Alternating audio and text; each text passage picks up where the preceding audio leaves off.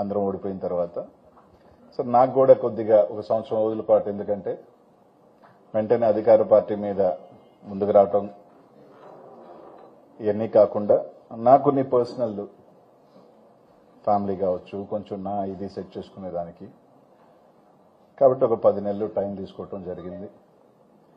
ఇంత లోపల జగన్మోహన్ రెడ్డి గారికి అండగా లేడని రకరకాలు అని మాట్లాడారు. నా చిత్తశుద్ధి మా నాయకుడికి తెలుసు, మాకు తెలుసు, దాన్ని ఇది చేసుకోవాల్సిన అవసరం లేదు. కానీ ఈ క్రమంలో ఈరోజు రావటం కారణం ముఖ్య ఉద్దేశం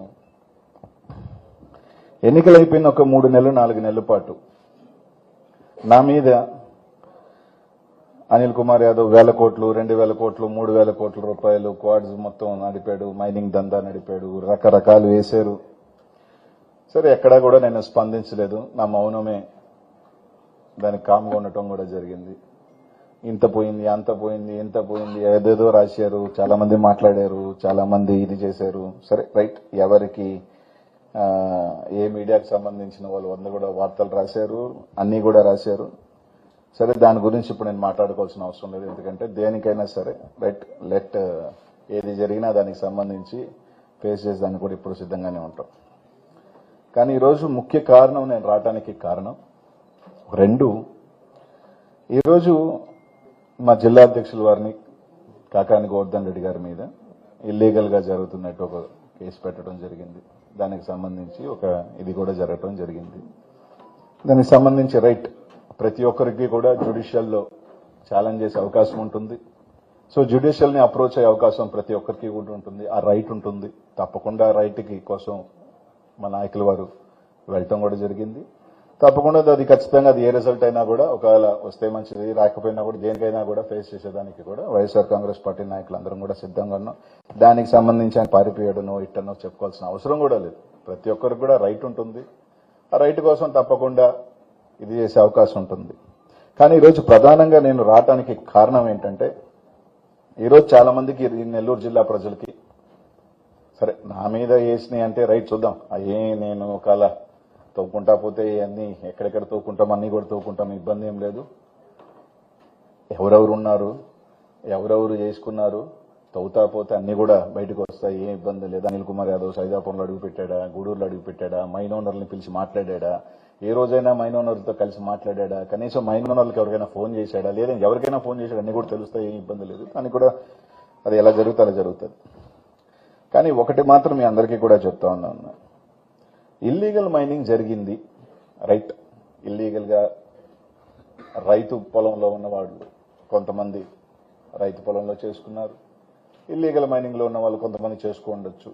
వీటికి అన్నిటికీ సంబంధించి ఈ గవర్నమెంట్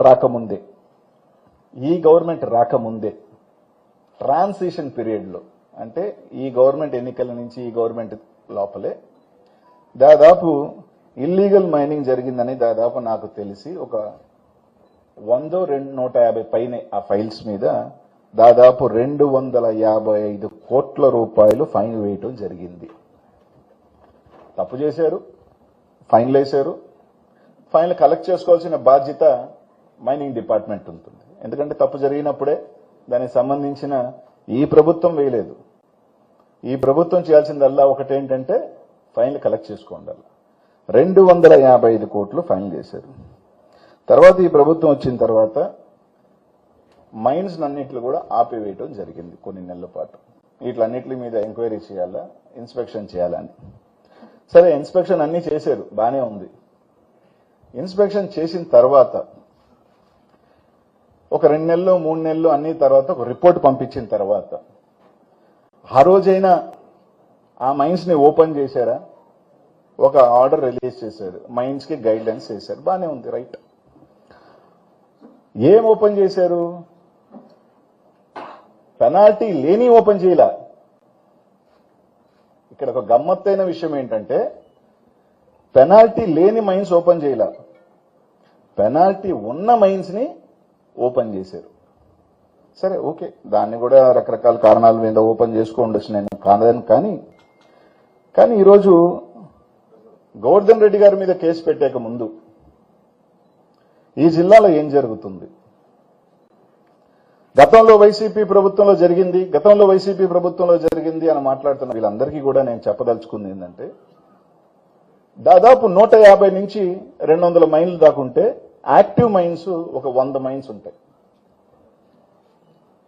ఈ 100 మైన్కి సంబంధించి ఈ 10 నెలల్లో ఎందుకు మీరు 100 మైన్స్ ని ఓపెన్ చేయలేదు?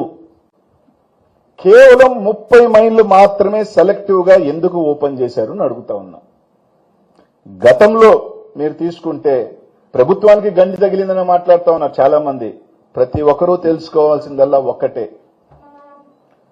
ఏ ఒక్క టన్ను ఇక్కడి నుంచి బయటకు వెళితే ఎక్కడో దగ్గర పర్మిట్ కొట్టవలసిందే. బయటకు వెళ్లిన ప్రతి టన్నుకి ఖచ్చితంగా గవర్నమెంట్ పర్మిట్ కొట్టే ఉంటారు.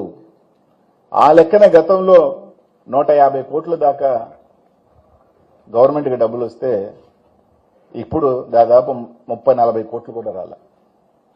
ఎందుకు?